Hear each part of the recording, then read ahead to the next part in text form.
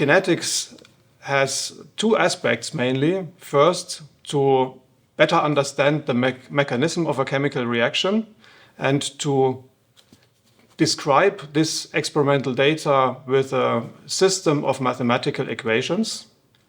And second, using these mathematical equations to predict the behavior of material, especially in a time-temperature regime which is not so easy or impossible to access. The NetSch Neo software can be applied to any techniques from thermoanalysis and rheology. And our specialist for the Kinetic Neo software, Dr. Elena Mukina, she will show us how to apply this special software on pharmaceutical and cosmetic products. She will show us how to predict their behavior for special temperature treatments.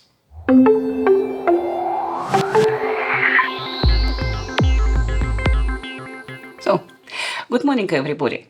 Today, our topic is kinetic application for pharmaceutical and cosmetic products. And I have, firstly, short introduction and then a couple of examples. One of pharmaceutical and another is cosmetic. Kinetic analysis generally could solve problems if we would like to know how behave our materials at different times and temperature, especially where we cannot measure them. We can measure very short, but we cannot measure during several years in order to find what is the shelf life for our pharmaceuticals. And now our kinetic can help us. For example, if we speak about degradation and shelf life, then we use TGA, and for TGA we measure our material.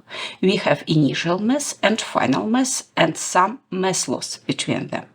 If we measure with different heating rates, then we have a same initial and final mass, but at different curves during the mass loss.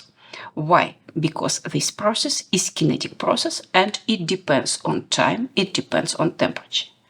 The idea behind of kinetics just to create one kinetic model which is independent on time and temperature.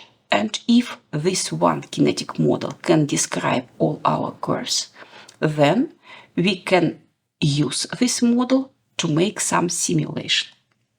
If we work, for example, with crystallization, phase transition curing, or maybe protein denaturation, then we use DSC. For DSC, we measure again with different heating rates, and we can make a cooling or heating with different heating rates. We have again different curves, but it is chemically the same initial reactant, the same product, and we can create a same kinetic model.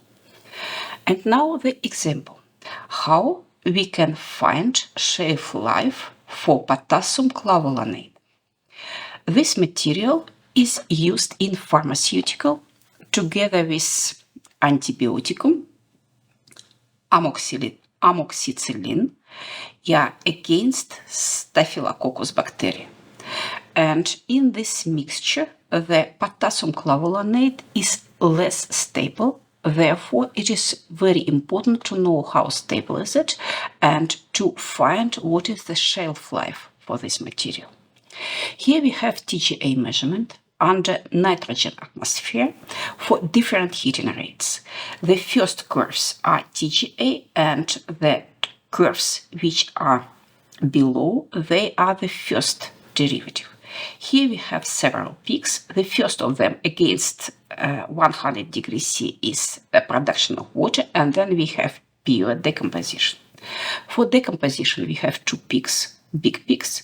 Then we have some small peaks about 300 degrees C and two shoulders, visible shoulders, which are not belongs to peaks. And it means that we can create 5-step kinetic models.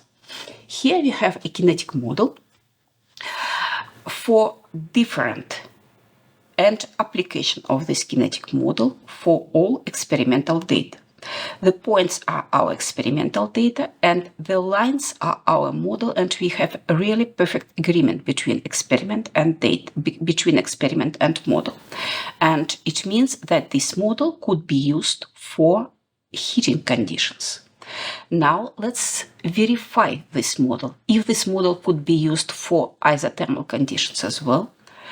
Now we make a measurement at isothermal conditions at 200 degrees C, then make a simulation for 200 degrees C for 2 hours and compare both results. Here we see that the results are really have perfect agreement. It means that our model, which it creates for heating, works for isothermal measurements as well. And it means that we can use this model for isothermal predictions. We can use this model for isothermal predictions not only for 2 hours, where we can check, but for several years. The first shelf life predictions for 2 years at different isothermal temperature from 80 to 150 degrees C shows that material is stable for 80 and 100 degrees C and not stable above 100 degrees C. If you would like to see what happens during 5 years, then we see that the material is stable only below 60 degrees C. Above this temperature, material is not stable anymore and could not be stored anymore. Again, kinetics now allow to make a shelf life prediction of pharmaceutical for a long time and to see where material is stable and where material is not stable. Now we have a second example. A second example is DSC. It is UV curing of nail gel. For nail gel, here we use UV curing, and UV curing has a lot of advantages. For example, it has high speed, very fast, low energy, no solvents. There are different mechanisms and different types of UV curing, for example, cationic or free radical. And if we speak about nail gel, then we speak about acrylates, and here we have a free radical UV system and free radical mechanism of curing. Here, usually, we have 4 steps. The first is initiation, then addition of monomer, then propagation of polymer, and termination. In DSC curve, this mechanism is usually used as a DSC peak with some acceleration. In order to study this material, we use our DSC 204 Phoenix together, so-called photo DSC, together with a light mercury lamp of OmniCure. And under the UV light, the material will be cured and we can measure how it happens.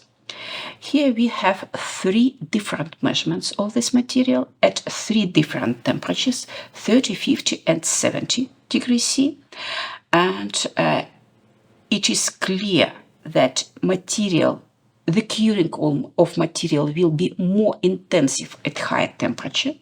Here we have a rose line, and it will be less intensive at lower temperature.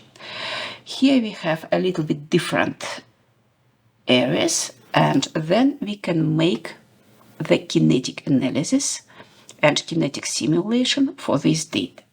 Firstly, we recalculate this data to degree of conversion from 0 to 1, from 0% of conversion of curing to 100% of curing. Here the points are experimental data for curing, and then we create one kinetic model to describe all these data which are measured at different temperature conditions. On this picture we have a solid lines for each curve, and this solid line is a simulation according to our kinetic model. So we have again one kinetic model, and for different temperature conditions, this model could be predict at different curves. And now we see that we have very good agreement between experimental data and simulated data. It means that our model could be used not only for these temperature conditions, but for another temperature conditions. And let's see what happens not at 70 degrees C, but at normal temperature, at 20 or 30 degrees C. Here we have predictions according to our kinetic model, predictions of UV curing at different isothermal temperature from 10 degrees C to 40 degrees C. And now we can see that the curing process depends on the surrounding temperature. For example, after 20 seconds at 40 degrees C, we have degree of curing more than 90%. And if we make 20 seconds at lower temperature, for example, at 10 degrees C, then we have degree of curing only 80%. And it means that we can predict curing not only as a function of intensity of UV light, but also as a function of temperature at different temperature conditions. Everything is done with our software, KineticsNeo. And if you would like to know more about our software, then please go to our website, kinetics.net.com. Thank you very much.